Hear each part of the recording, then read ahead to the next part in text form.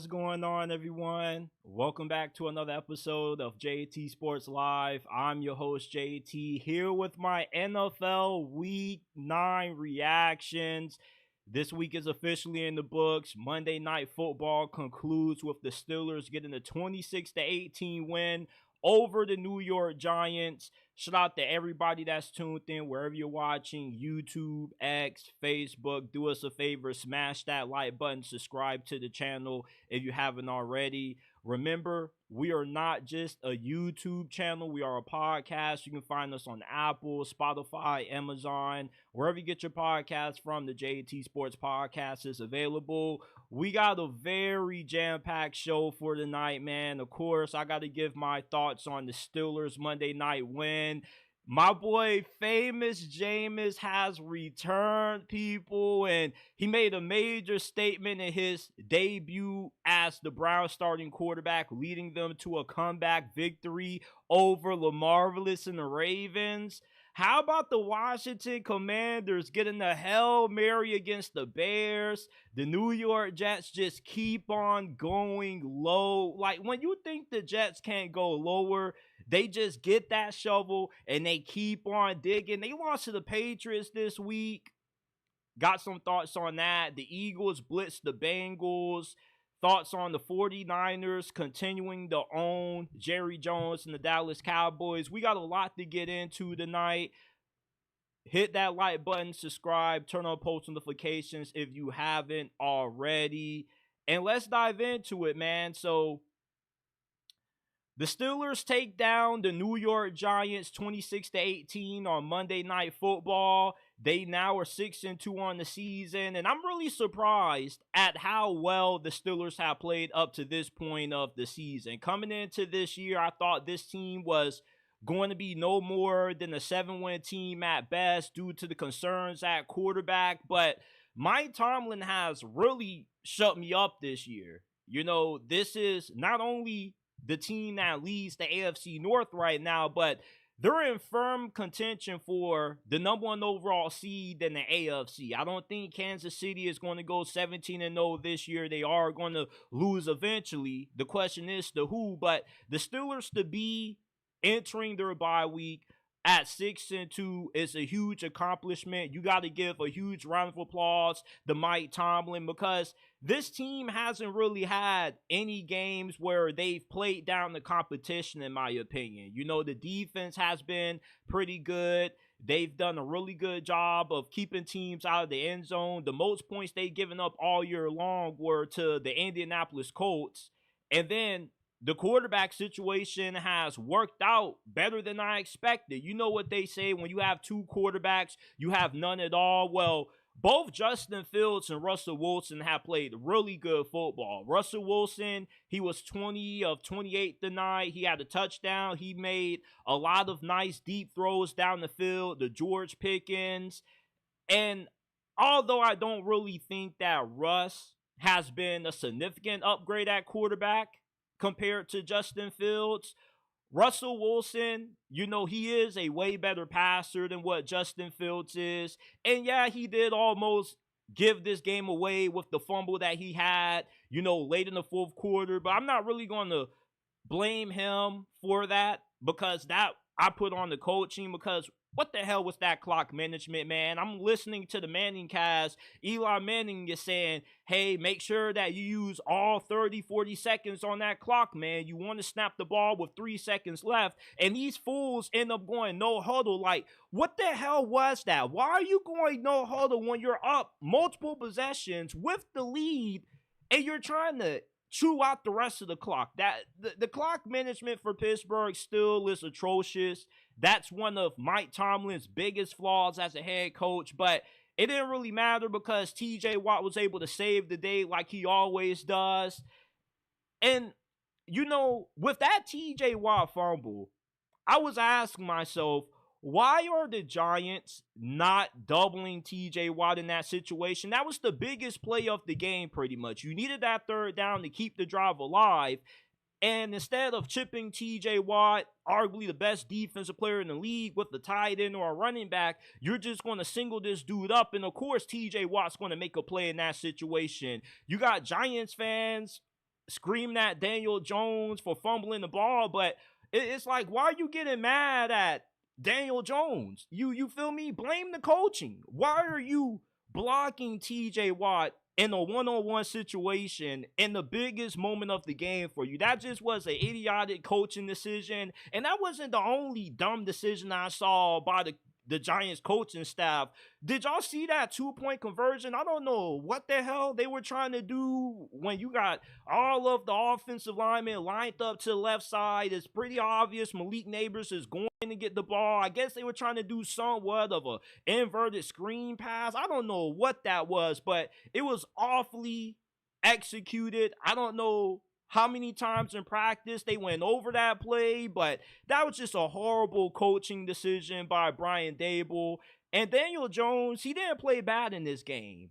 I know that a lot of Giants fans hate any time that you don't trash Daniel Jones, but he was decent. Now, is he good enough to remain the Giants starter for the entirety of the season? I don't really know, but for the time being, I think that Daniel Jones gives you the best chance to win as compared to Drew Lock. He's nothing special anyway.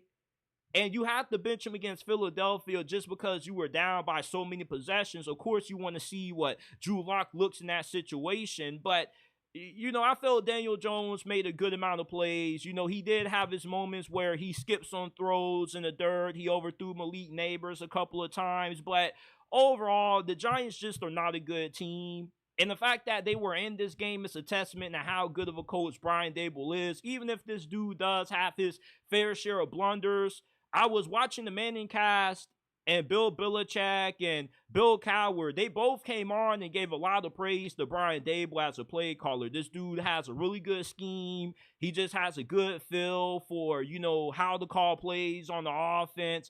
The Giants defense, though, I know they were down a couple of guys in the secondary. Adoree Jackson didn't play. But the guys they had out there at cornerback, outside Deontay Banks, none of those dudes deserve to be starting in the NFL. And they probably shouldn't even be backups, man, because the Steelers' offense was driving up and down the field with ease. And this game could have been a little bit more one-sided in the Steelers' favor if they could learn how to freaking score in the red zone. That's the biggest problem with this offense. They can drive the ball downfield, get in the scoring range, but they can't finish drives. You're not going to make it far in the playoffs if you can't score in the red zone. That's the difference between winning and losing to a guy like Josh Allen, Patrick Mahomes, Lamar Jackson in the postseason, man. You got to be able to make every possession count when you get into the 20. And the Steelers just coming away with these field goals isn't going to get them far come postseason. And I'm wondering how they're going to fare when they end up going up against some of the better teams on their schedule. You still haven't played the Ravens yet. I'm eager to see how that matchup is going to pan out. You haven't played Joe Burrow and the Cincinnati Bengals, who are already in playoff mode due to how their season is in jeopardy with their current record. But the defense stepped up, made big plays when they mattered, even though the offense scored 26. I just felt like they could have did a little bit more. The defense, they came away with some huge plays. Of course, you got that interception by 31, who continues to make a lot of big plays in the secondary for Pittsburgh. But even the defense, for the amount of good things that they did, just like the offense, it is a little bit concerning when you think about how much success the Giants had offensively. They had a good day running the football. The passing game was going as well. It's just a lot of things the Steelers can do to clean up, to make themselves a better football team than what they already are, because they're 6-2, right? And if you can get better scoring in the red zone, your defense can tighten some things up. This could be one of the better seasons that the Steelers have had in a very long time that nobody kind of saw coming. With the quarterback situation, you felt at best this could be a 10-win team and a wild card exit, but maybe the Steelers could go far in the playoffs. Maybe they could make it to the divisional round, maybe the conference championship game, because, if Kansas City's 6-0 with Mahomes playing like dog crap and them being carried by the defense, you mean to tell me that the Steelers can't win that same way, even though they don't have a quarterback as good as Mahomes or Lamar? They say defense wins championships, and where the Steelers dominate the most is not just on defense, but on special teams as well. And special teams is a phase of the game that a lot of people kind of take for granted. I remember when I was playing high school football, my head coach at the time always spent a lot of time during summer practice and fall camp emphasizing special teams. He was like, if we can dominate in special teams, it's a lot of hidden yardage on that area of the ball. You feel me? And if you're really good at it, you know you can win a lot of tight games due to special teams. And what oftentimes decides a lot of these NFL games isn't, how good your quarterback is, it's how good your special teams is. Look at the New York Jets. They solely lost to the New England Patriots because of how bad their special teams was. The Pittsburgh Steelers have one of the best special teams coaches and units in the NFL. And it's a large reason why Mike Tomlin is having a good amount of success this year. And not just this year, but all throughout Mike Tomlin's coaching career in Pittsburgh, especially the last couple of years since Big Ben retired, the reason why he continues to overachieve despite not getting great quarterback plays because the defense always plays well most of the times, and you're really good on special teams. How often do you see the Steelers miss a PAT or have a blocked field goal or something like that? Not really that often. And with how good they are on special teams, it allows them to win the field position battle and allows them to get hidden yardage. You saw that big punt return that Calvin Austin had, which kind of opened this game up for the Steelers. It gave them a momentum boost when the offense was struggling to cap off drives in the red zone. So you saw how big of a factor special teams was for the Steelers in this winning night and how big of a factor it's been over these last couple of years for Mike Tomlin and his franchise, man. When you think of the Steelers, you think of three things: great defense, a strong rushing attack, and being really good on special teams, man. Like Chris Boswell is the best player on the Steelers offense, not named George Pickens, man. This dude is automatic. He's as good as it gets when it comes to field goal kickers.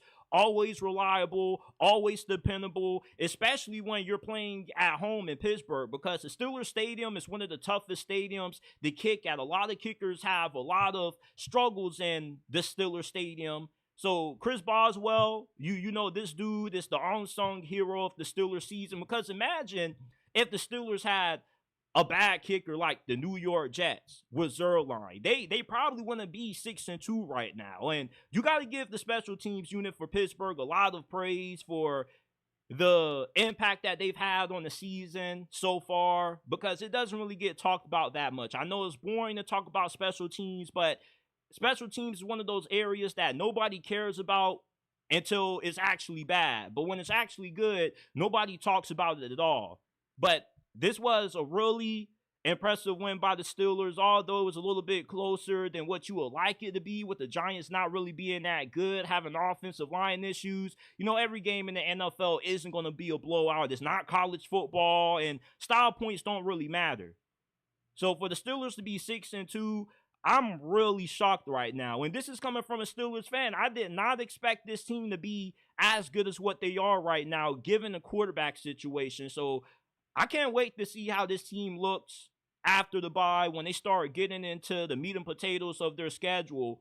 And if you're a New York Giants fan, like you already knew that you weren't going to have a good season this year. And with you losing left tackle Andrew Thomas, all hell has just broke loose on that offense. But you got some nice pieces. Sexy Dexy, that dude was taking the Steelers center lunch money. The Steelers didn't really have no answers for this dude. You got a few nice players on defense. I like Deontay Banks, and you got Azeez Ojulari, who is starting to come on this year.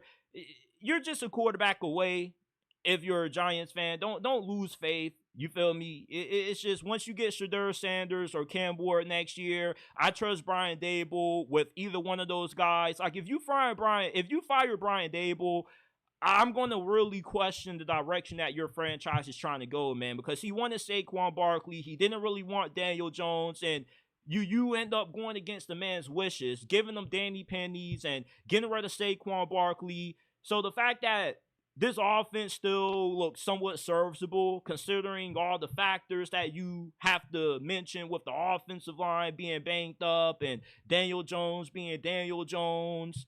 I give a lot of praise to Brian Daboll, and a lot of people, when they talk about the Giants, they seem to have a lot of great things to say about Brian Daboll. So I don't really think this dude needs to go quite yet. Let this dude draft this quarterback, give him another 2 years to develop him, and I believe we can see the Giants back in the playoffs. Now, y'all know that Jameis Winston, if you are a diehard fan of this podcast, is my favorite player in NFL history, man. And I'm so happy that this dude is getting another opportunity to be a starting quarterback in the league again, although it is with the Cleveland Browns. Y'all know I'm a Steelers fan, but listen, as long as Jameis is the starter for the Browns, I am an honorary Browns fan, man, because I love watching Jameis Winston play, and he did his big one this past Sunday, leading the Browns to a comeback win against the Baltimore Ravens, who were on a 5-game win streak at the time. Baltimore goes up 24-23 late, and you think that the Browns were about to lose another game. But my boy Jameis Winston said, hell no, give me the football. I'm about to lead us on a game-winning drive, and that's exactly what he did. Now, Kyle Hamilton, he did bail Jameis Winston out. He did drop a really big interception that would have sealed the win for Baltimore, and he wasn't the only person who was dropping interceptions in this game. Pretty much every defensive back that the Ravens had out there was dropping interceptions. There were about like 4 or 5 dropped INTs, but the thing with Jameis Winston is that when you give this dude second chances, he's going to scorch you. And he made the Ravens pay with that late touchdown that he threw to Cedric Tillman. And Cedric Tillman, I was really high on this dude coming out of the draft a few years ago. I remember going back and forth with a lot of clowns on X or Twitter at the time who were trying to say that Jalen Hyatt was a better wide receiver than Cedric Tillman. Like, if you go back and you watch Cedric Tillman's college film, this dude looks like the second coming of Mike Evans. Really physical, has good burst off the line, really good winning those 50-50 ball situations. And when Amari Cooper got traded, it was one of my homies in my fantasy league that tried to trade me Amari Cooper. I was like, bro, I don't need Amari Cooper. I got Cedric Tillman. He was like, Cedric Tillman? I don't even know who this dude is. And I was like, okay, yeah, you don't know who he is now, but you're going to find out who this dude is. Amari Cooper getting traded was the best thing to happen to the Browns. I see why they were trying to trade this dude earlier during the offseason, because it's like, bro, why are we going to give you an extension when you're old, you're 30 years old, and we got this monster on the bench right behind you that is Cedric Tillman? I mean, that dude is an absolute beast. And one thing about Jameis Winston, yeah, this dude is going to have hella turnovers, but at least you're going to be able to score 20 points consistently on offense. That's something that you were not able to do with Deshaun Watson. The good thing about Jameis Winston is, for the amount of interceptions that he's going to throw, he's always going to counteract those mistakes with touchdowns. You're going to have games when this dude throws 4 interceptions and 4 touchdowns for 500 yards. That's just part of the Jameis Winston experience. But Jameis Winston is the best quarterback that the Browns have had since Baker Mayfield led them to the divisional round a few years ago. And I know, the carousel that they've had at QB isn't really nothing to really praise or anything like that. But Jameis Winston is a starting caliber quarterback in this league. And you can't convince me otherwise. This dude was able to end the Browns' losing streak. And with how well he played against the Baltimore Ravens, I believe that there is a strong chance that the Browns can find themselves right back in playoff conversation, man, because the team isn't dog shit. Their offensive line has taken a major step back due to them losing their offensive line coach from last year, Bill Callahan, but I mean, that defense is still really good. Jim Schwartz is still one of the better defensive coordinators in the league, and the reason why the Browns defense has underperformed this year has been because the offense has been so doggone atrocious. How good can you expect your defense to be when your offense is going 3 and out, 3 and out, 3 and out, 3 and out every damn drive, and they can't sustain a lick of offense? It's like your defense gets off the field, they get them a little sip of Gatorade, and right after they put that damn cup down, they're right back on the field again. Of course the defense is going to struggle. But now that your offense looks somewhat sustainable with Jameis Winston at the helm, I expect this season to turn around for Cleveland. Because Kevin Stefanski is the best coach that the Browns have had since I've been born. Like, my whole lifetime, the Browns have been terrible. They've always made bad coaching hires. And if you were to ask me, what the Browns should do with Kevin Stefanski after this season, I say give this brother a lifelong contract extension, man. The Browns suck at hiring good coaches. So when you can find a guy like Kevin Stefanski, even though he's not elite, like this dude went to the playoffs with Joe Flacco. This dude gave up the play calling, and right after that makes Jameis Winston the starting quarterback, and you're winning games again. Come on, man. Give the brother a break. If you're a Browns fan and you want Kevin Stefanski fired, you don't know what the hell you're talking about, man. Because have you been watching your team over the last decade? This brother, Kevin Stefanski, is better than any coach that you have hired in 2 decades, man. I was born in 2002.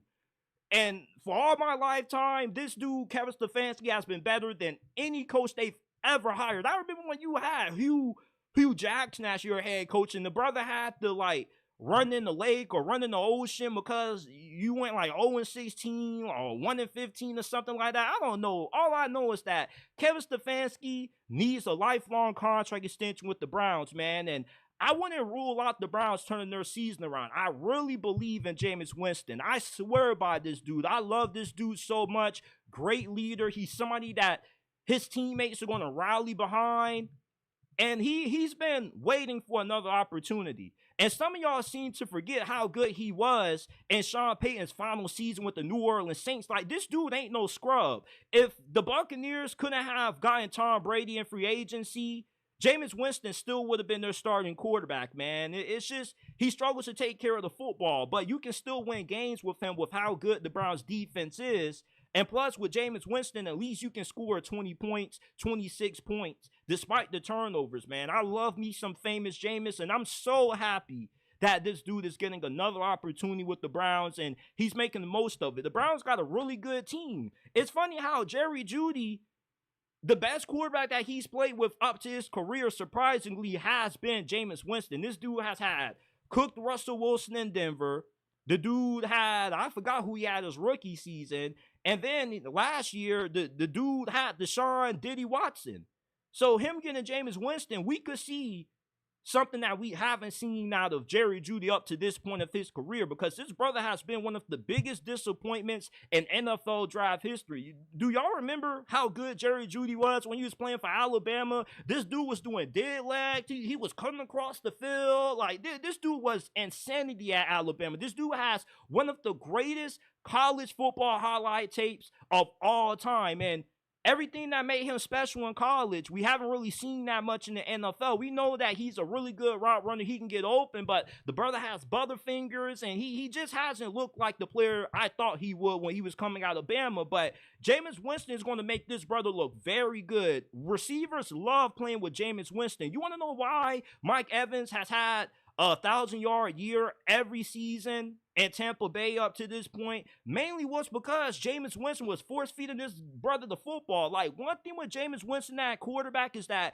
your receivers are going to be happy, bro, because this dude has that effing mentality, man. He's just going to sling the football, and he's not one of those quarterbacks that gets down on himself when he makes a couple of mistakes, man. He's one of those quarterbacks that when he throws interceptions, if you're a head coach, you're telling him, man, go out there and play your game, man, because you know for as many interceptions as what he's going to throw, he's also going to throw the same amount of touchdowns. You feel me? And you got a good enough defense that can bail you out when Jameis Winston makes a few of those mistakes. Like, I can't wait to see how the rest of this season turns out for the Browns, because I really believe that we need a Jameis Winston redemption story. Like Sam Darnold, Baker Mayfield, Geno Smith, they were able to resurrect their careers. You mean to tell me that Jameis Winston can't have a resurrection or a resurgence?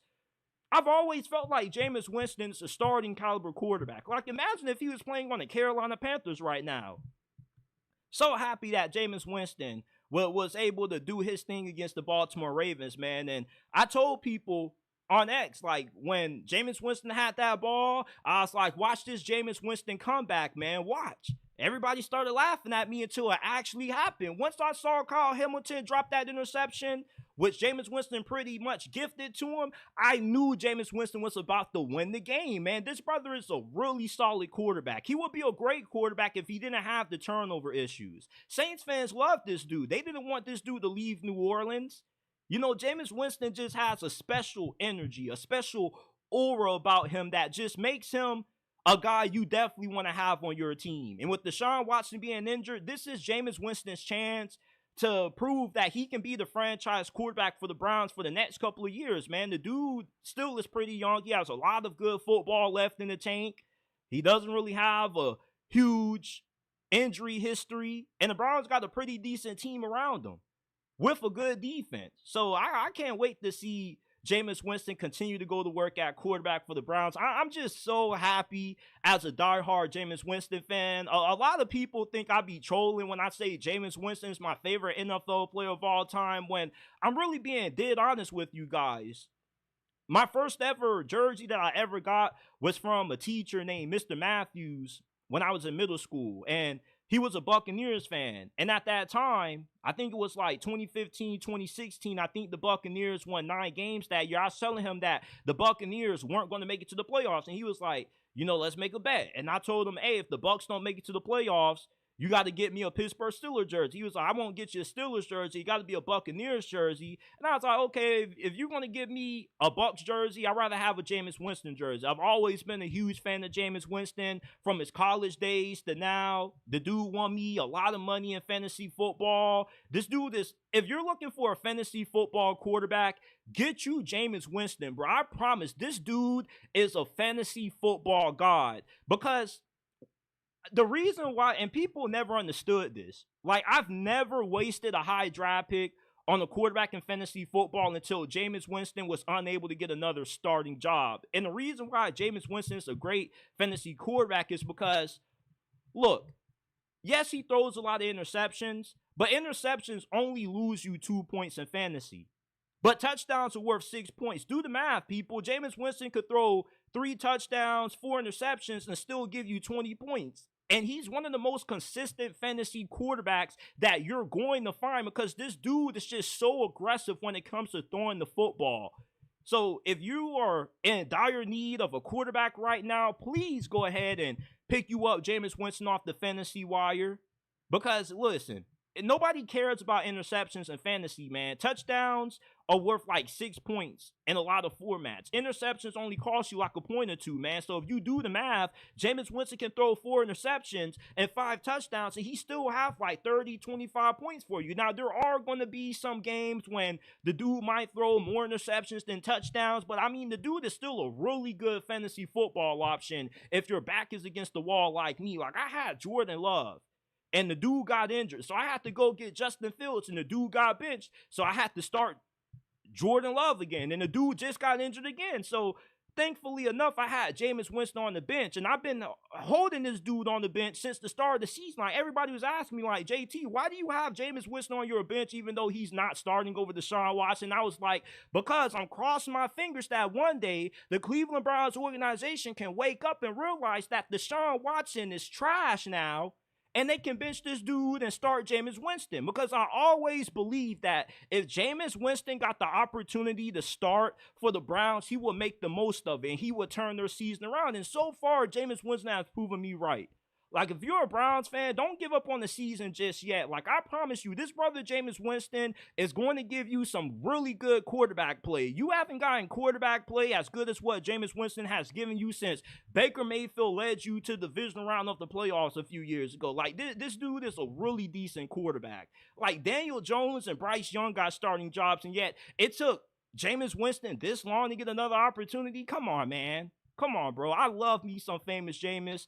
And I'm an honorary Browns fan for the rest of the year, man, because I love me some Jameis Winston. You can't make me hate Jameis Winston. I'm sorry. That is my boy. That's my favorite player of all time, and you can't make me feel bad about it. I love me some Jameis Winston. The Washington Commanders, wow. Hail Mary to beat the Bears was absolutely insanity. And I'm going to be honest with you.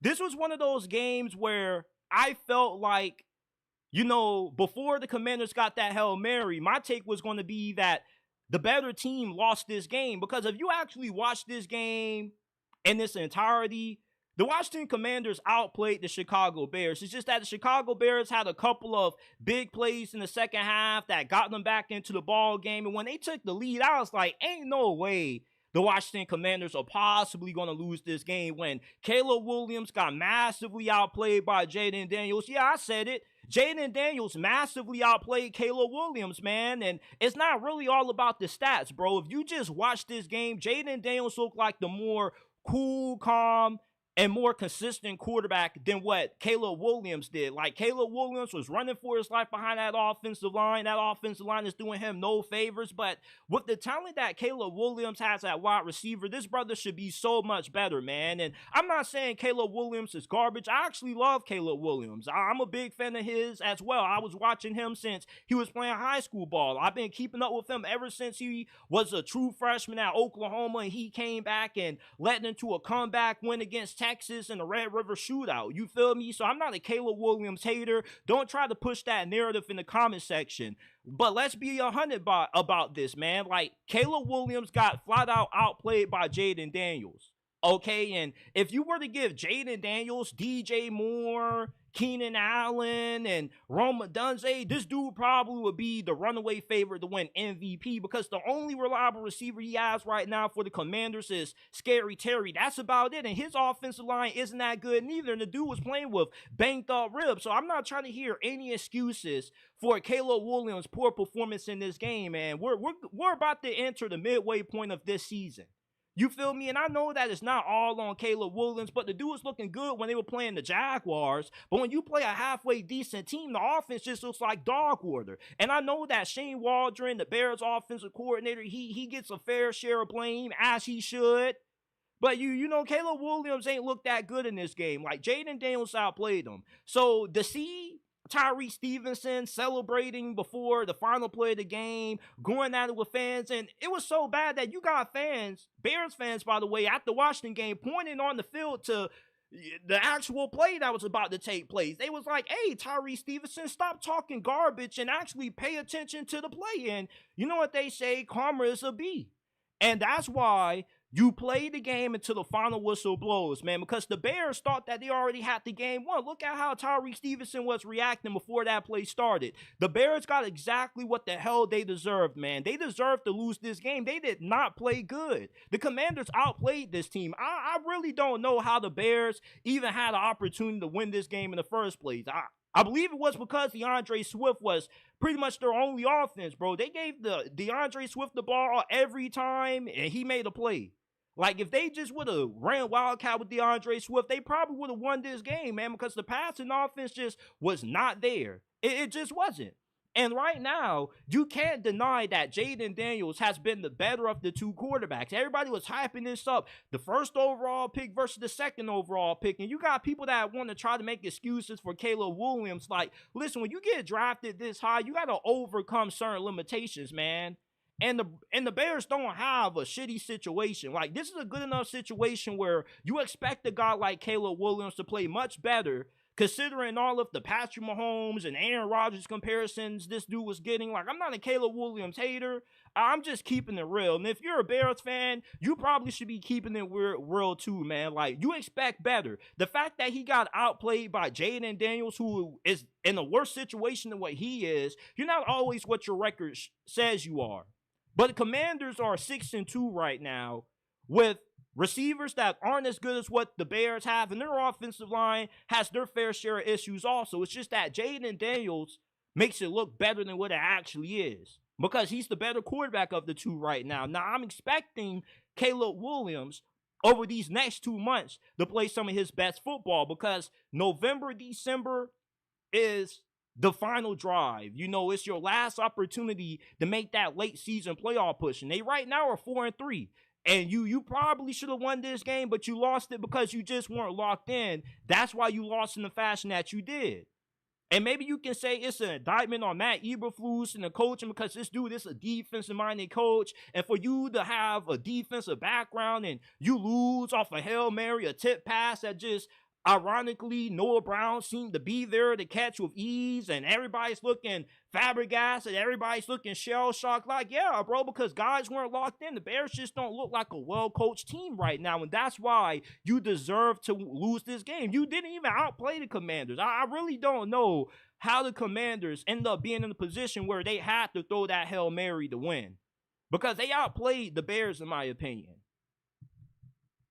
Shout out to Kate Rome with the $4.99 donation. She says, powerful JT Sports Live. How about that Jameis Winston? How about him, man? Famous Jameis.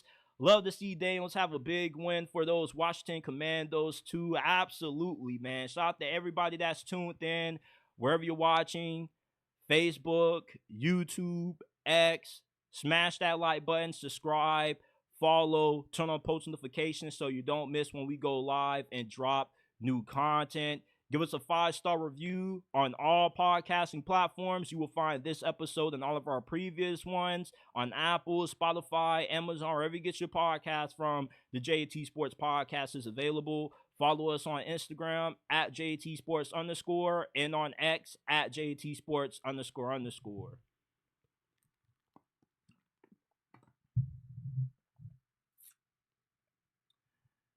We got to talk about the 2023 NFL quarterback class, man, because it's been a massive disaster. This is one of the most overhyped quarterback classes in NFL history. We already know that the 2022 quarterback class was not good when you had Desmond Ridder, Kenny Pickett. The best quarterback from that class was Brock Purdy, and he was the last pick of the draft that year. So that shows you how big of a disappointment that Kenny Pickett and Desmond Ridder draft class was. But the difference between that 2022 and 2023 draft class is that mostly everybody in the draft community knew that that 2022 QB class was not it. Like, everybody knew Malik Willis wasn't NFL material. Everybody knew that Kenny Pickett was backup material outside of the Pittsburgh Steelers and company. But 2023, I felt like the hype was justified. I loved all of the top 4 quarterbacks in that 2023 class. I thought Bryce Young was going to be a can't-miss prospect at the NFL level. Yeah, he had limitations with his size, but this dude was a point guard at Alabama. He carried those Alabama teams, but the same player we saw at Alabama is not the same Bryce that we are seeing in the NFL right now. Right now, Bryce Young is probably the worst quarterback in NFL history to be drafted in the first round, especially first overall, man. This dude is a bigger bust than Jamarcus Russell. And I get so frustrated with people who continue to defend Bryce Young's bad play. Like, if you would put CJ Stroud on that Panthers team, they will be in a much better situation, because just with Bryce Young's physical limitations, he's short, can't see over the offensive line, he can't throw in the middle of the field, he doesn't have a good arm.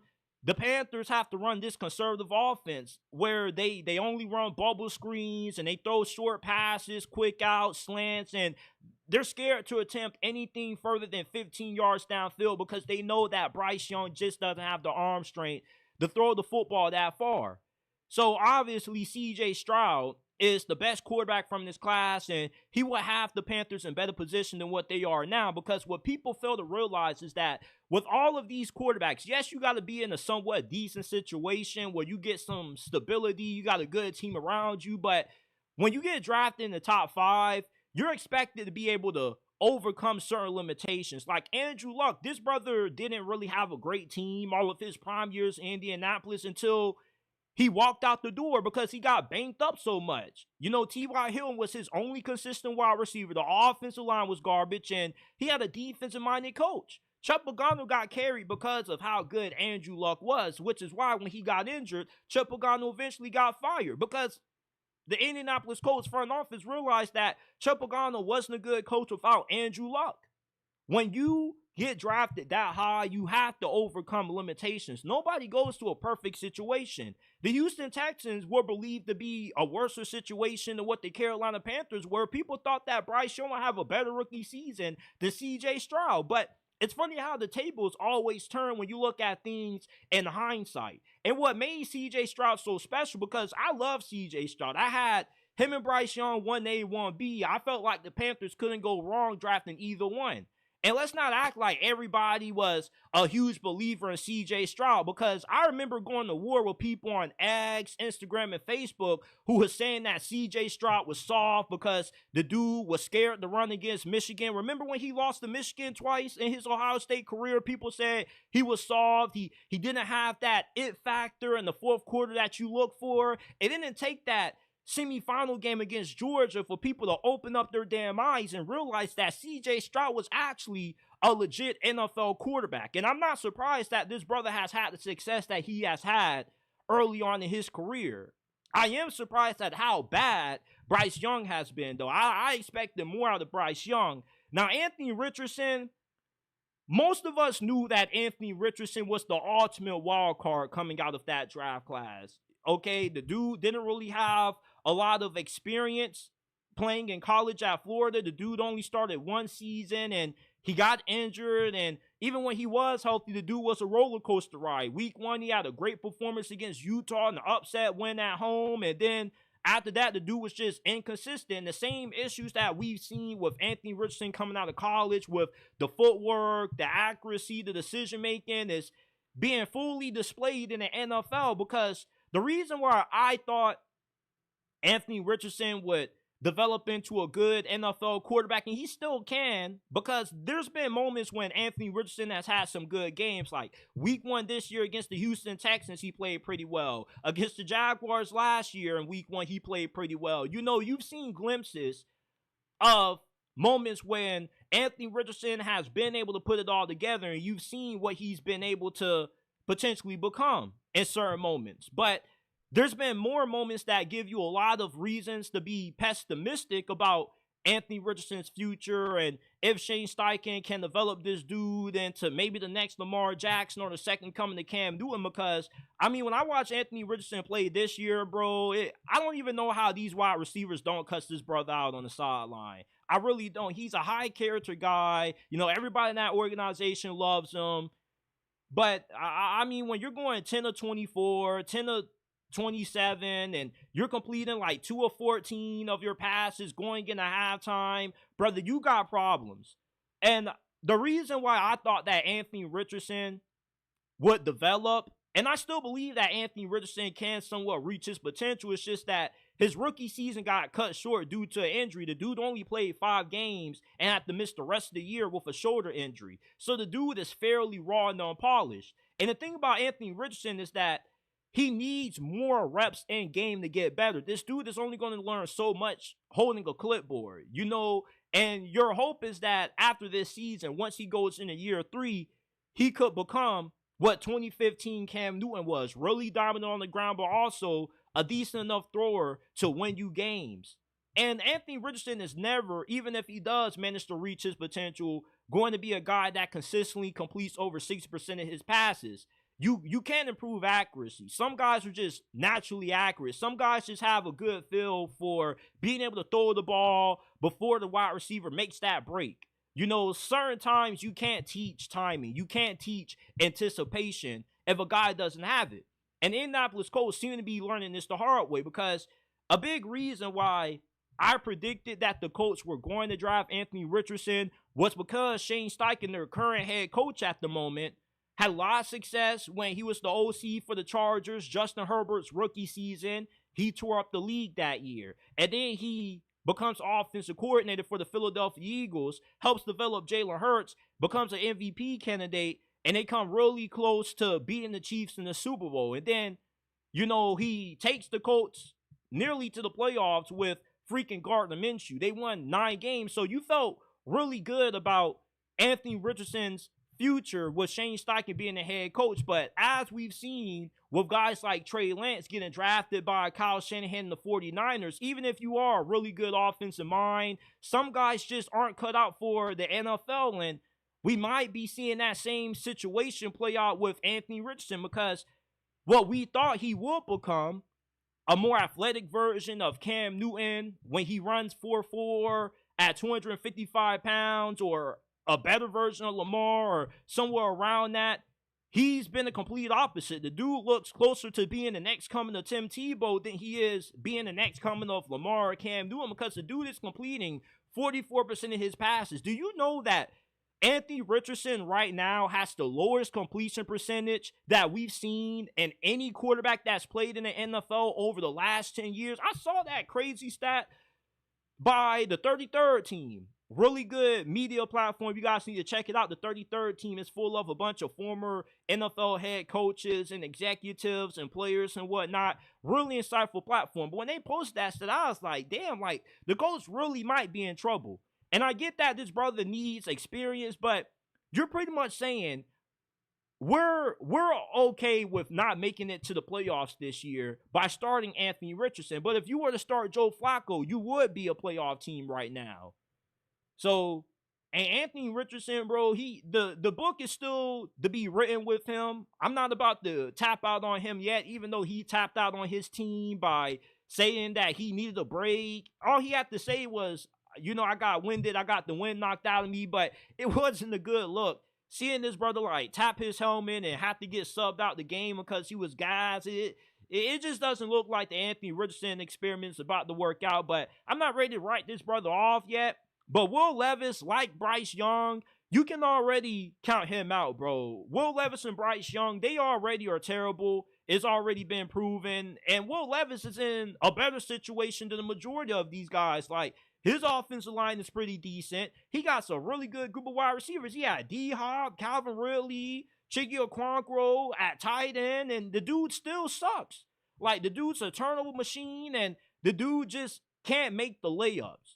So Will Levis and Bryce Young, like, you can already write these dudes down as bust, even though Will Levis was a second-round pick. But it's funny how people were higher on Anthony Richardson than they were Will Levis, but both of these dudes still are really erratic. But Will Levis turns out to be somewhat of a better player. But with him being in the best situation out of all of these guys, this dude just doesn't have it, bro. And look, I knew Will Levis wasn't it when this dude says that he likes to eat banana peels. The dude loves putting mayonnaise on everything. Like, I know that everybody has their own personal preference when it comes to things. Like, I remember my mom used to date this one dude who used to put like peanut butter on his cereal. You feel me? So we all know a few people that have like a few weird tendencies that they like to do with their food. Like, you might got somebody that likes to put ketchup on everything and whatnot, but it's like, bro, you eating banana peels and putting mayonnaise in your coffee. Like, what the hell is wrong with you, dude? And I watched a lot of Will Levis when he was playing at Kentucky, and this dude was just a turnover machine, man. You can never count on this dude in big game situations in the fourth quarter with the game on the line. I remember the dude fumbled the win away when Kentucky was playing Ole Miss a few years ago, and he still is the same exact player that I remember seeing in college. The dude has all the potential in the world, has a strong arm, good athleticism, but, I mean, if you can't take care of the football, especially in the red zone, bro, you're a liability on the field. And I don't really think that you need to teach a quarterback how to be less reckless with the football. Like, some of the turnovers that Will Levis has had these last couple of years have just been WTF turnovers. Like, Brian Callahan cussed this dude out on the sideline for a goofy fumble he had against the New York Jets. If the Titans had a better quarterback, like they had Jameis Winston instead of Will Levis, they probably would be a winning football team right now. They probably would be 4-3 or something like that. But Will Levis and the dude's injured too.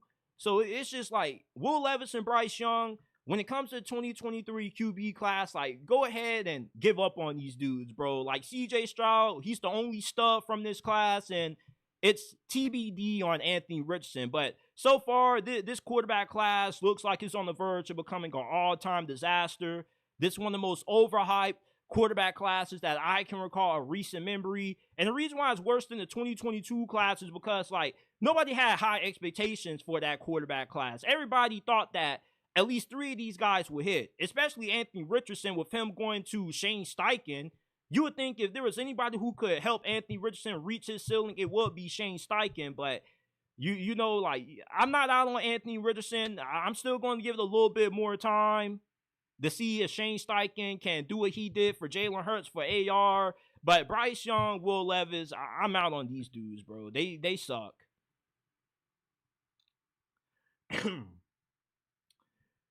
The New York Jets are the worst coached football team in the NFL. And when they fired Robert Saleh, that's essentially when they ended their season, because Robert Saleh was the best head coach on that staff. Because you make Jeff Ulbrich your interim head coach, and this dude obviously is in over his head, bro. Like, the clock management is stupid.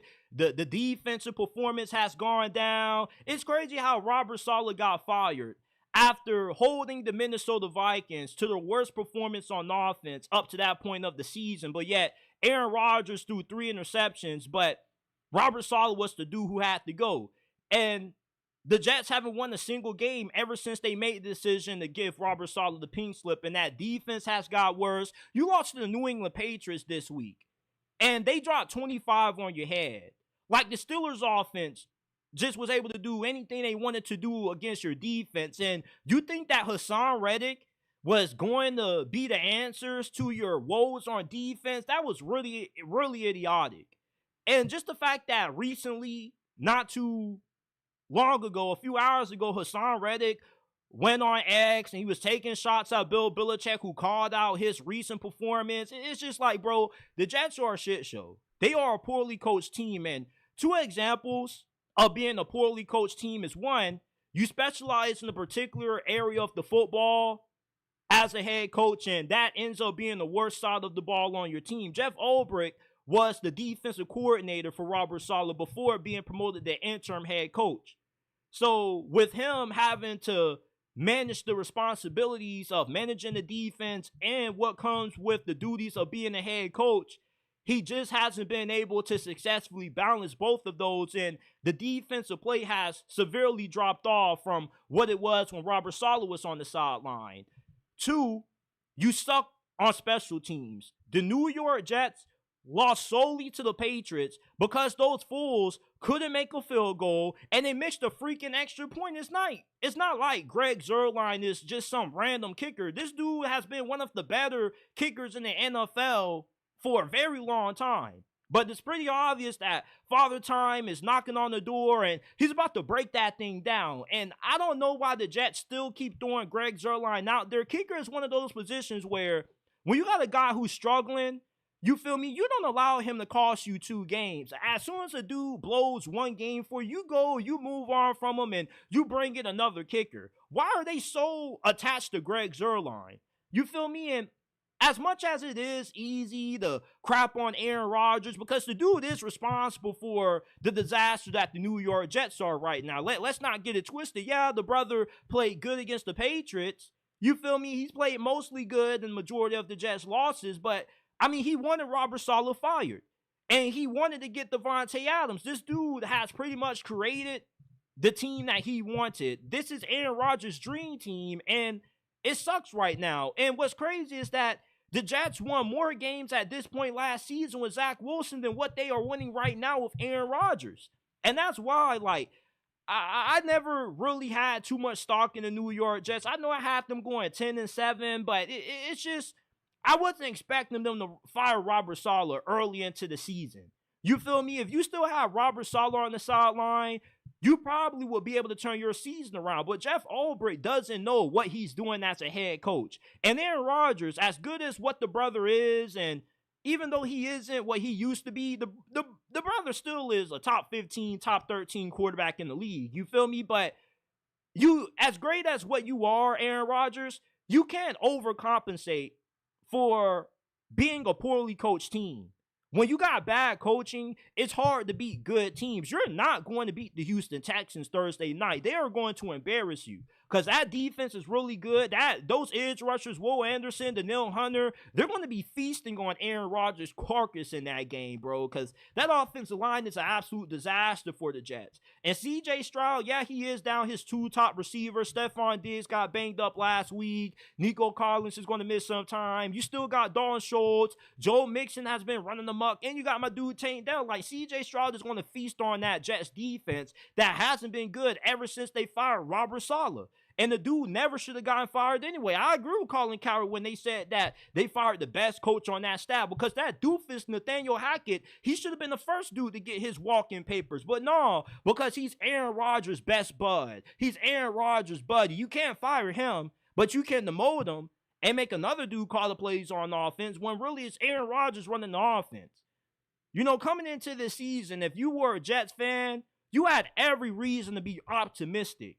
Because essentially on paper, this team looked like a Super Bowl caliber team, but they haven't played up to that because they've been poorly coached. And you can say Robert Saleh was a bad coach, but that defense played much better when that brother was on the sidelines. And I don't believe Robert Saleh deserved to get fired that early. Let this dude play out the rest of the season. You were banking so much on Aaron Rodgers working out and being able to save everybody's job to the point where you just let this brother get all the power in the organization. The dude has ran the Jets into the ground, similar to how LeBron James is about to run the Lakers into the ground. But maybe that might not happen because JJ Redick actually looks like a capable head coach. But if you're a Jets fan right now, I feel really bad for you.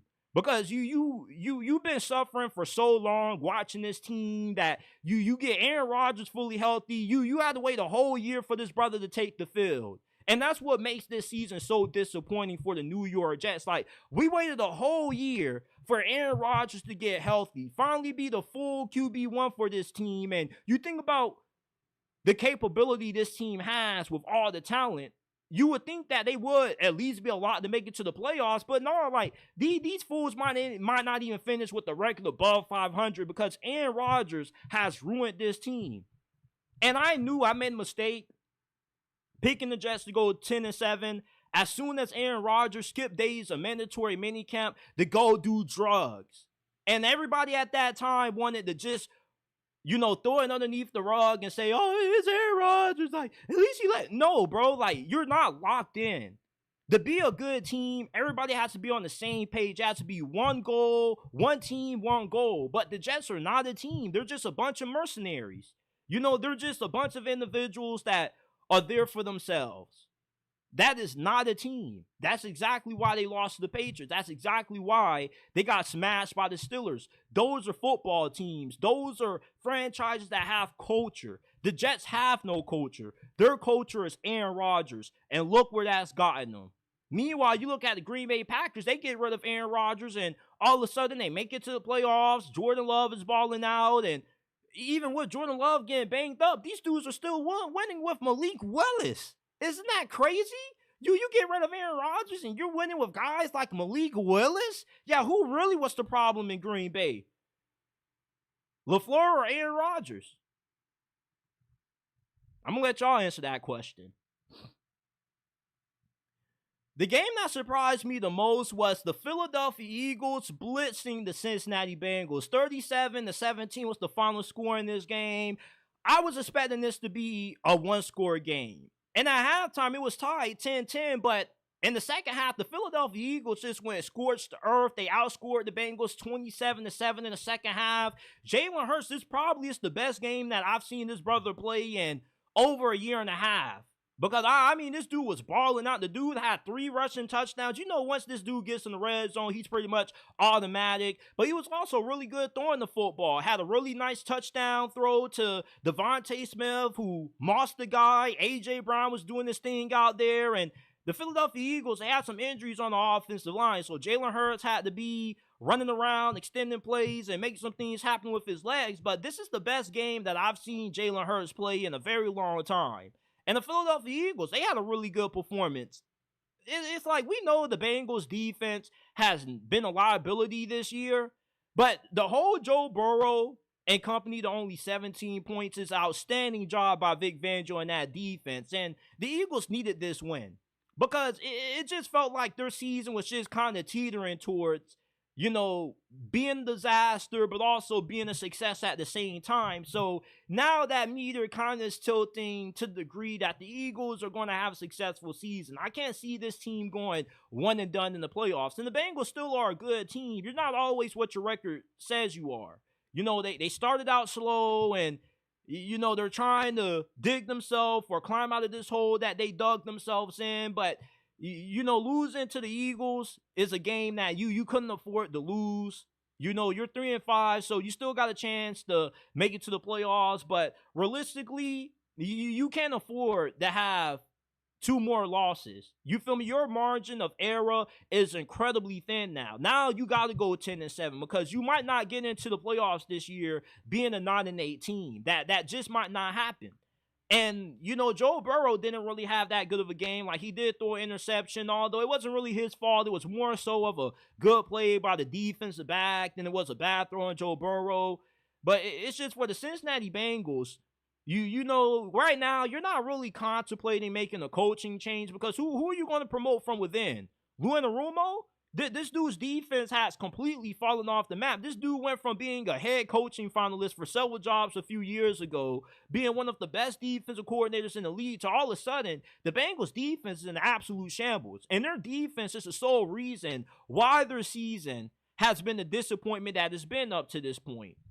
And I know that the Philadelphia Eagles are one of the most talented teams in the league, but the way people in the national media, Colin Cowherd, and people on ESPN talk about Nick Sirianni, you would think that this dude is just as bad as what Jeff Ulbrich is. But when I watch the Philadelphia Eagles play, you know, when they're playing their A game and they're playing their best football, they get Saquon Barkley going, Jalen Hurts is doing a good job taking care of the ball, and defense can actually get some stops. This is one of the scariest teams in the league.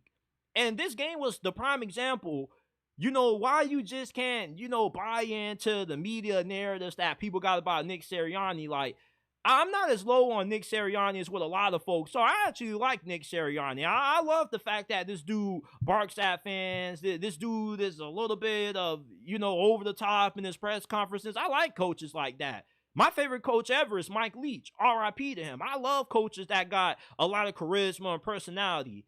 And people say this dude doesn't really know that much about football. I did see the article that came out during the offseason about the tension that him and Jalen Hurts had, and they currently still do have. But it's like, you know, when I saw the clip when they beat down the Giants the following week ago, you know, he asked Saquon, hey, bro, you want to go back into the game and, you know, get your career high? Saquon's like, no. I felt like that was a good, touching, heartwarming moment.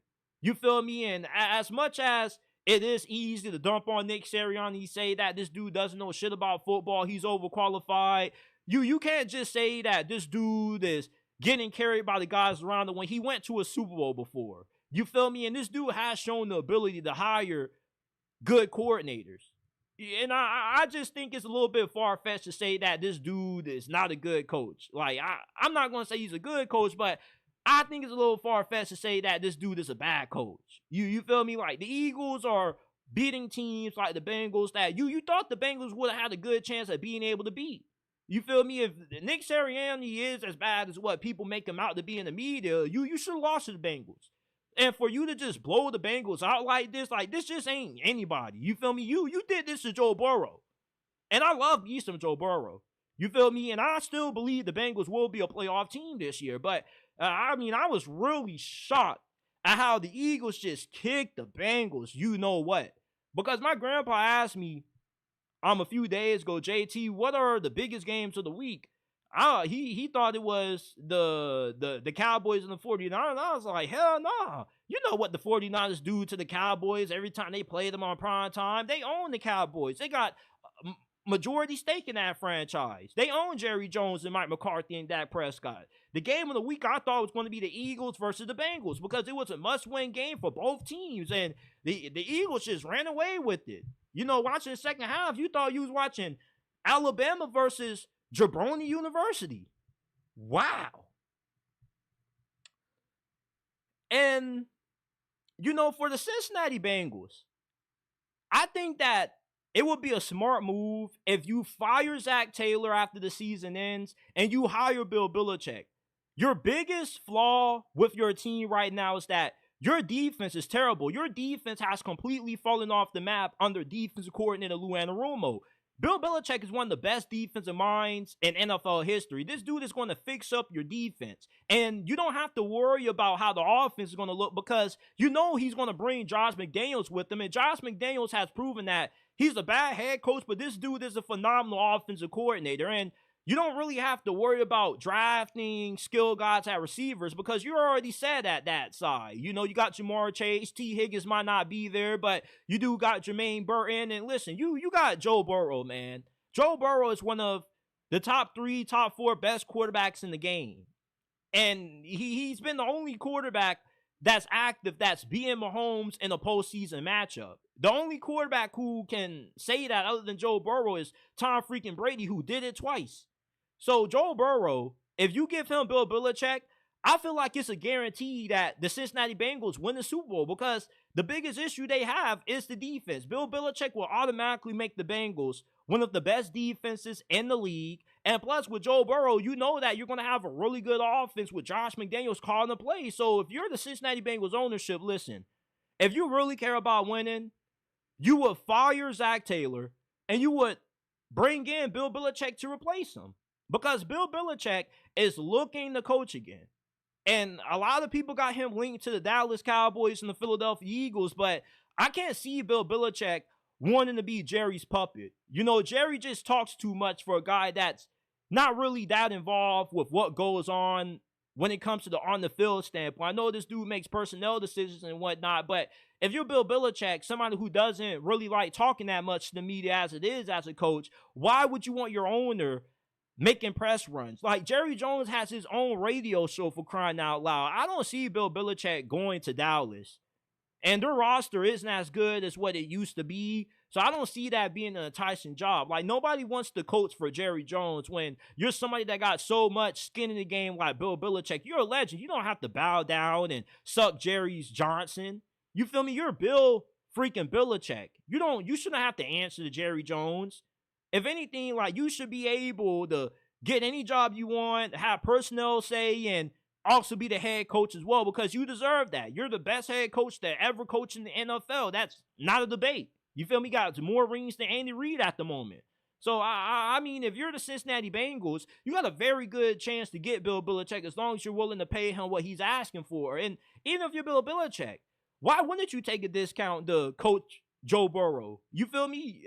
As many Super Bowls as what you won with Tom Brady, why would you want to pass up on the opportunity to coach Joe Burrow, the only active quarterback that has a postseason win against Patrick Mahomes? And I don't really know if that Philadelphia Eagles job is going to come open, because maybe people in the media are making too much of a big deal about Nick Sirianni's job security. I believe if the Eagles make it to the playoffs and they make it to the second round, he's not going to lose his job. Now, if they lose in the wild card round like how they did last year to the Buccaneers, then okay, but ideally, I really love the thought of coaching up Joe Burrow. And I think that the Bengals job is better than the Philadelphia Eagles job just because you got Joe Burrow and Jamar Chase. You know that the defense is going to be good. You can say that the Eagles got a lot of talent, but I'd rather coach Joe Burrow than coach Jalen Hurts, because Jalen Hurts is a good quarterback, not an elite quarterback. He's not in the same tier of class that Joe Burrow is. And all the Cincinnati Bengals need is an elite defense. And Bill Belichick can definitely bring that to the table. And Josh McDaniels would do wonders with a guy like Joe Burrow. So if you're the Cincinnati Bengals, if you want to win the Super Bowl and you're really all in on trying to bring a Lombardi back to Cincy, you would fire Zach Taylor and replace him with Bill Belichick. That would be a great pairing, Joe Burrow with Bill Belichick. I would love to see that happen.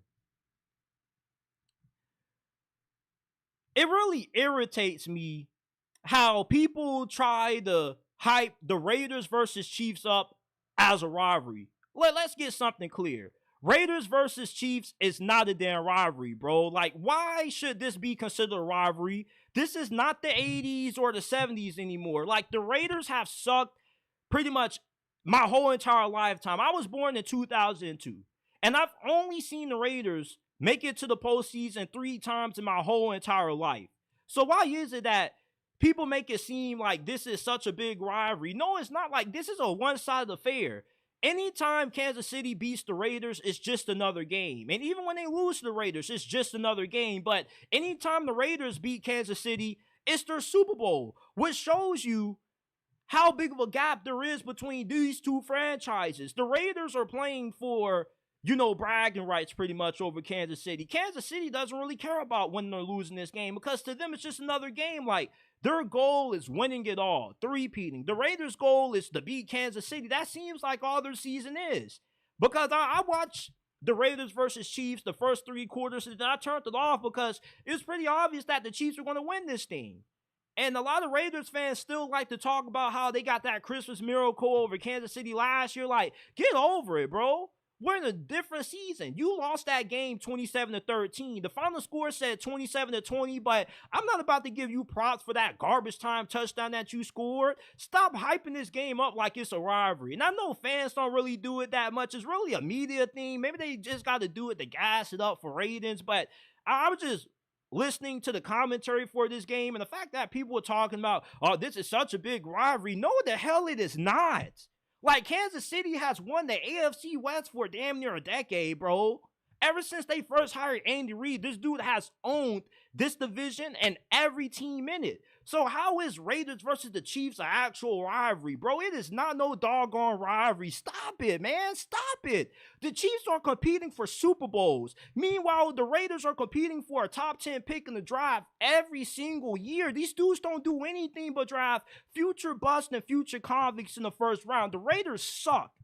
And I know I come off to be a Raiders hater, which I don't blame any of you Raiders fans for calling me a hater, but I'm really not hating on your team. I'm really just being brutally honest because, bro, what the hell have you done for this game to be considered a rivalry? This is not a rivalry. If anything, it's a free win the 2 times the Chiefs get to play you.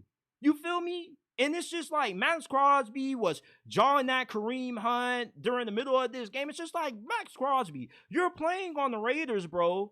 You feel me? You're the only dude who loves being a Las Vegas Raider. He has it tatted on him, and the dude takes a lot of pride of wanting to stick with a losing organization. Like, Max Crosby, you're a dog, bro, but get the hell out of Las Vegas. They do not deserve you, your talent, or your loyalty, bro, because this franchise isn't even loyal to trying to win. Thankfully, Tom Brady bought a little bit of stake in his franchise, and their main owner plans on leaning on him a lot for personnel decisions. Yeah, I hope that Brady can save this franchise because, listen, bro, Raiders fans are one of the most diehard fan bases in the NFL. And that's one thing that I always respect about the Raiders. As a matter of fact, the only thing I do respect is their fan base. The fact that their fan base still consumes a lot of content and they still love their team despite how down they've been, I respect it. You feel me? But it's just like, I don't hate on the Raiders. You don't have to hate on a team that's been garbage for the last 2 decades. And that's just being honest about it. So how is it that the Raiders versus Chiefs is a rivalry? Like, I get so tired and annoyed when people try to hype this game up as a rivalry. This is not no doggone rivalry, bro. Seriously. It's just like Kansas City does not take the Raiders seriously. They really don't. You made this a 1-possession loss because you got a garbage time touchdown with Gardner Minshew. The fool got sacked 5 times. Had a fumble early in this game. It's just like, stop. If you're the NFL media, stop gassing this rivalry up because it's not a freaking rivalry. Chiefs versus Raiders is not a legit rivalry. One team is competing for championships every single year. The other team is competing for the right to have a top 10, top 5 pick in the draft. Like, look at how different these fan bases' mentality are. Raiders fans are already talking about what quarterback they're going to draft in next year's draft. And the Kansas City Chiefs fans are eyeing a 3-peat. So how is this game a rivalry when you got 2 organizations that are in 2 different situations? Like, the Chiefs have been dominant for the last decade. The Raiders have been garbage since I came out my mama's womb. You feel me? Let's do ourselves a favor. Stop gassing Chiefs versus Raiders as a rivalry because it is not a freaking rivalry. Don't get why people call it that. Just because they're in the same division, they play each other twice, doesn't mean it's a damn rivalry, bro. It's too one-sided to be a rivalry. It just is. The last thing I want to talk about before I get up on out of here, the 49ers once again beat the Dallas Cowboys on Sunday Night Football. This time it wasn't a blowout, though. The Cowboys actually were able to keep this thing close. It was 30-24. And at first, it looked like the Dallas Cowboys kind of had the advantage over the 49ers. They went into halftime with a 10-6 lead, and then that quickly evaporated in the third quarter. The 49ers just exposed all of the Cowboys' weaknesses. The fact that they couldn't stop the run. They scored 21 points unanswered in the third quarter. And, the Cowboys were able to score a little bit in the fourth quarter. They were able to give themselves a chance to win. But on their final offensive possession, you got an opportunity to win this game. You got CeeDee Lamb, who's been going off. You got Dak Prescott, who you gave all this money to. And yet, the dude goes 4-out on your final possession.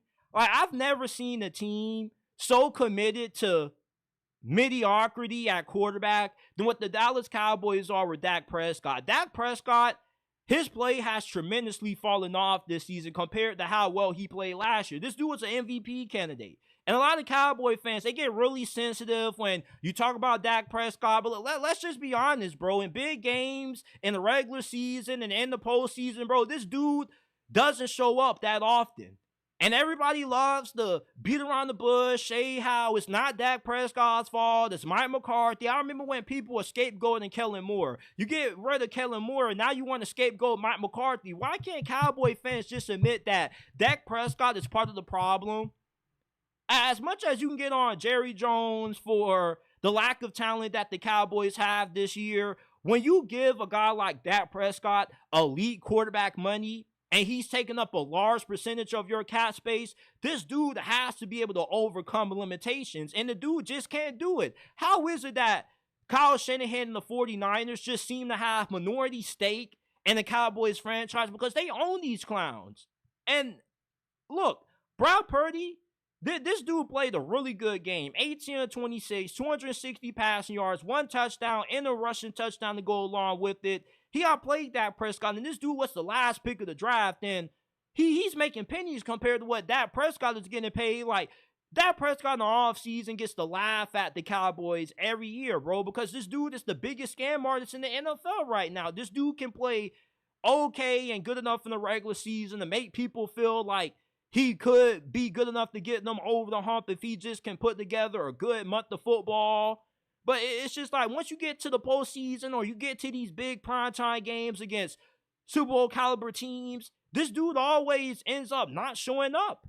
I really can't get over how much money Dak Prescott has stolen from the Dallas Cowboys, bro. Because with all the money this dude continues to make, you would have thought that this dude already would have won a Super Bowl by now. But no, because in games like this dude comes up small. You can't blame Mike McCarthy and Jerry Jones for the stupid interceptions that Dak Prescott has thrown this year. Like, the dude threw 2 in this game, 2 very costly ones, man.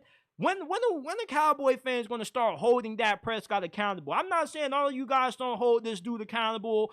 A small amount of you guys are ready to move on from Dak Prescott, but a lot of Cowboy fans swear by Dak Prescott. For crying out loud, bro, stop jacking this dude's cock. Like, zip it up and take off those doggone kneecaps and pom-poms, bro, because Dak Prescott is mid. You're never going to win a Super Bowl with this dude, man. Every time you play the 49ers on Sunday Night Football, these boys own you, man. Come on. Yeah, you got injuries, but so did the 49ers. Brandon Ayuk just tore his ACL. The 49ers are not that good this year, man. This is the same team that choked in the fourth quarter to the Arizona Cardinals, man. These fools lost to the Chargers. Well, not the Chargers. These fools lost to the Arizona Cardinals. You mean to tell me you can't beat this team? This is probably the worst that the 49ers have been in the last 5 seasons, man. And you continue to get clocked by these fools, man. What is it? If you're Jerry Jones, you might as well just sell the team to Kyle Shanahan and John Lynch because they own you, man. They just own you. And listen, another thing, right? I am so tired of the NFL shoving the Dallas Cowboys down my freaking throat, man. They are in the primetime game every single week. If they're not playing in Fox America's game of the week, 4:25 p.m. Eastern time. They're either playing on Sunday Night Football, Thursday Night Football, Monday Night Football. Do people in the NFL really care that much about watching the Dallas Cowboys? I know they are called America's team, but it's just like, bro, I'm so Dallas Cowboyed out right now. That's why I don't talk about the Cowboys like that, man, because people talk about them nonstop on ESPN and FS1. It's just like, bro, I need a break from this team. I am so tired of watching the Dallas Cowboys in these primetime games, and oftentimes they end up coming up short in them, bro. Like, watching the Cowboys versus the Eagles is one thing. You feel me? That's one of the biggest rivalries in the NFL. I want to watch that game in a primetime setting. But, you know, like, this game could have been played at 1 p.m. Eastern time or 4 p.m. Eastern time in a non-prime time spot. Because, bro, I swear, I don't care about the Cowboys as much as you think I do. And I'm pretty sure there's a lot of you other people that feel the same way. Maybe people like watching the Cowboys because you love to make jokes about them. And listen, I love making jokes about the Dallas Cowboys. You feel me? But now it's kind of getting old. The only thing that made it fun, the joke about the Dallas Cowboys, was how delusional their fan base is every offseason. But this season, their fan base was actually pretty realistic about what this team was going to be. Most Cowboy fans knew that this team was not going to be that good. And it's not really a surprise how left their season is starting to go. But it's just like every time I come on this platform, I see people talking about the Cowboys are a disaster. The Cowboys are spiraling out of control. Like, we already knew this. Cowboy fans knew this when Jerry Jones made the lie at the start of the offseason that they were going all in just to do nothing. You had the opportunity to sign Derrick Henry. Look what he's doing with the Baltimore Ravens right now. You feel me? It's just, I'm so fatigued when it comes to the Dallas Cowboys. I just wish the NFL would stop shoving the Cowboys down my throat, man. I don't know why they got the name America's Team. I'm going to do some research after I get off this stream about why they're called America's Team. I'm probably going to do a segment about it because I've always been fascinated. What makes the Cowboys America's Team? To the point where it's like, the NFL continues to shove this franchise down your freaking throat. Like, I've been watching football for 15 years now, and it just seems like every doggone week, bro, you gotta watch the Cowboys. And look, I know that a good amount of people out there don't have Sunday ticket, and I don't blame you, bro, because who the hell is paying $449 for that? Come on, bro, lower the package a little bit. But there's a lot of people that might not have the ability to choose what games they get to watch. There may be some people out there that got antennas and they can only watch the games that they get locally. So therefore, if you got to watch the Cowboys and these primetime matchups, you got no choice but to watch them, bro. But it's just like, come on, NFL. Can you give the Cowboys a few 1 p.m. kickoffs? They don't need to be playing in the biggest game of the week every single week, bro, because I promise you, nobody cares that much about the Cowboys. I need to see some evidence that they are just such a ratings king that you got to give them all these doggone primetime spots, man. I thought there was a rule that no team in the NFL can play more than like 3 or 4 primetime games. So why is it that you keep shoving the Cowboys down my throat, bro? I don't care about this team as much as you think I do, bro. I really don't care to hate on them, and I don't care to really give them support neither, bro. I'm just so Dallas Cowboyed out. Because I remember when I first got into football, like, the Cowboys were always in these primetime games, and they weren't really that good. I remember all those years I used to go 8-8 with Tony Romo. I used to ask myself, bro, like, why is a 7-8 team playing on Sunday Night Football against the 4-11 New York Giants? You feel me? The Cowboys are one of those teams that no matter how bad they are, the NFL continues to push this team down your throat. Like, the Texans are the best NFL team in Texas right now, bro. Put those boys on more primetime games. You feel me? We need more C.J. Stroud than we do Dak Prescott and Mike McCarthy and Jerry Jones, bro. I get enough of the Dallas Cowboys throughout the week with all these talking heads always talking about them. Can you please give me another team to watch in these primetime games, bro? I am so sick and tired of the NFL shoving this team down my throat. Are y'all not? Let me know down in the chat, bro. Are y'all tired of watching the Cowboys in these primetime games like me? Because I can't be the only one who feels this way about the Cowboys, bro. The reason why I kind of get annoyed with this team isn't because they're a fan base, bro. It's because how many damn primetime games they get that they don't deserve, bro. I'm just so fed up with the Cowboys right now, bro. Stop shoving this team down my throat. I don't care about the Cowboys, bro. Not everybody is Stephen A. Smith. You know, Stephen A. Smith makes hating on the Cowboys fun, but it's just, even with him, like, bro, cut out the charade, bro. Come on, bro. You don't got to talk about the Cowboys every week, bro. Nobody cares about that team that much, especially when you're losing. Like, I have a hard time imagining that the Cowboys are some ratings god. Like, I got to see some evidence with this, bro, that people really do love watching the Cowboys, bro. Because I'm just like, holy cow, bro. Like, they're going to be playing in America's Game of the Week next week against the Atlanta Falcons, man. Come on. Tired of seeing the damn Cowboys, man. Put another team on. Shout out to everybody that's tuned in. Shout out to Ken. This is my world.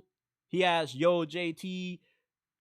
Shout out to my guy, to Ken is my world. He has Yo JT. Should the Jags do a total reset and rebuild at this point?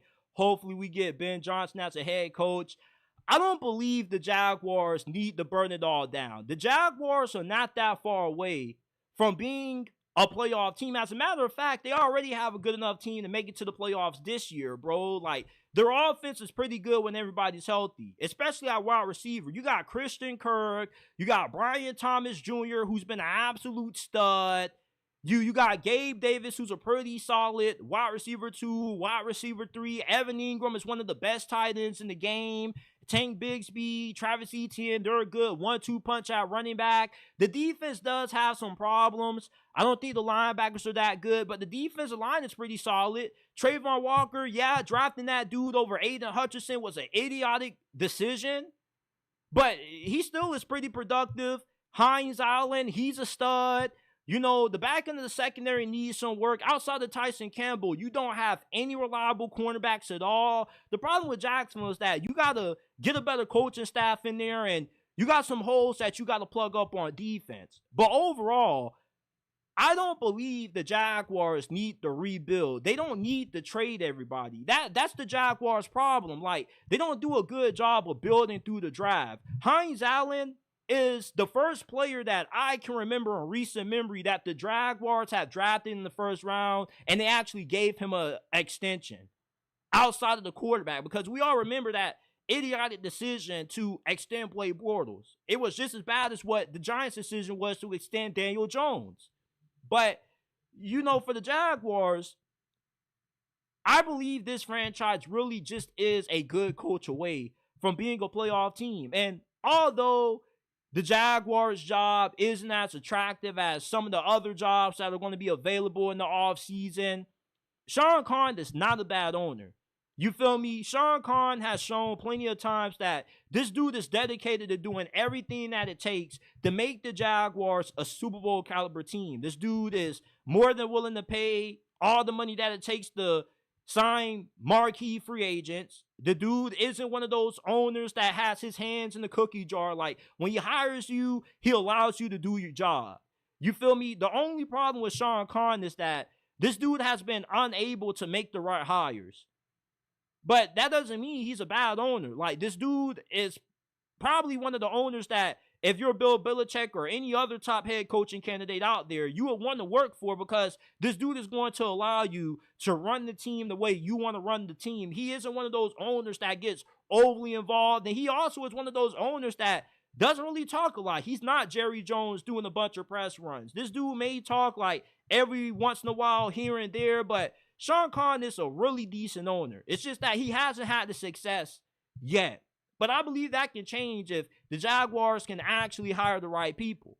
And it's up to him to do it. But Trent Baalke, this fool has to go, bro. Trent Baalke is one of the worst general managers in the NFL. Can you believe that the 49ers fired Jim Harbaugh and chose Trent Baalke and the rest of that front office over him? What a completely stupid decision on their behalf, bro, because Trent Baalke cannot draft to save his life. Year after year, this dude drafts bust after bust after bust after bust in the draft, man. I still can't get over that this clown drafted Trayvon Walker over Aiden Hutchinson. You have Jaguar fans who are trying to convince me to get behind it. Like, hell no, bro. Look how good of a player Aiden Hutchinson is. This dude had like 5 sacks by himself against the Tampa Bay Buccaneers.